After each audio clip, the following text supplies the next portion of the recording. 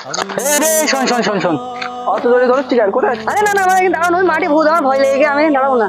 দিনের বেলা ভূত মাঠে? কোন বল তো গেলে আরে যাবো না, যাবো না। তুই ভয় পাচ্ছি কেন? আমরা উঠে উঠে উঠে। আরে ও কোনো ভালো মানুষ, ও ভূত না।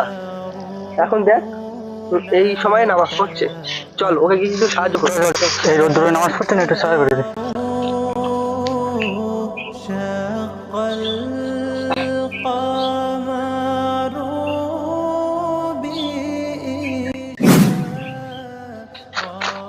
তোকে বলিলাম যে এখন ভূত, আমার বিশ্বাস করিস না, কাঁচা করে গেছিস তোরা, এতে কেউ নেই।